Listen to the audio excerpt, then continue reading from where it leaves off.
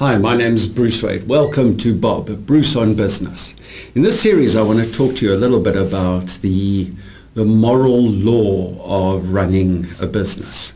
Now it's interesting, there's so many different legal categories of regulations that kind of guide us and steer us with huge accountability, because if you violate any of them, then there's always the issues of getting a fine and getting caught out and losing contract. But the issue of moral law is an interesting one. Where do you place your business on the scale of moral law? Are you someone who is able to kind of chase the money and don't worry too much about things? You know, if it doesn't do any harm and not doing any harm to me or the other people and I'm not going to get caught, is it okay? What do your staff see in the way you as a business owner behave? What kind of characteristics do they see and learn and mimic in their own businesses? If they see you stealing from suppliers and clients, they'll learn how to steal from you. It's very important to set that bar, that moral, ethical bar within an organization. And unfortunately, the way the world's going is that the majority of people seem to set the bar for us. And that bar, unfortunately, over the years is just going lower and lower and lower and lower. And we discuss this amongst our clients and staff on a regular basis. And we find out, well, where do we draw the line? Where do we draw the line, and where can we get up to the line and maybe lean a little bit over? It's an interesting thing. I'd like to hear from you about some of the moral and ethical issues that you're facing in your business and what you've done to address them.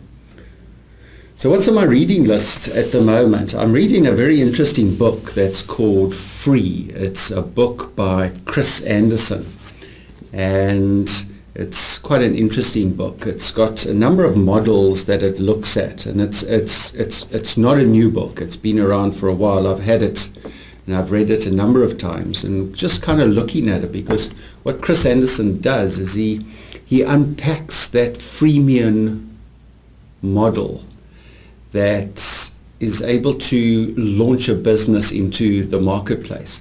Now, this is quite a tricky one. It's at one of those kind of 80-20 rules, and be able to look at that. And what Chris says is that he says, well, if every business gave away a huge amount of their products and charged a huge amount for the small amount of their products, they would be sustainable.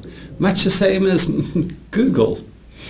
And look how much stuff you can get for free for Google, yet they've got a huge amount of income, greater than some of the Africa countries.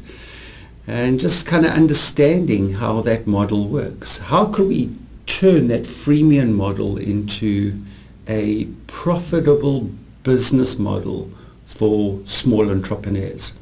It's something that we love to look at, and we kind of unpacking and stuff, and you watching this video for free, and it's part of our model. So we'd like to hear from you about what do you could do, what could you do in your business to maximize your brand footprint using the freemium model, which ultimately drives your customers into a loyalty program, into trying before they buying, and then you're able to engage them at that ka-ching moment, where you're able to then charge them for the services at a higher level, but having that freemium model up front.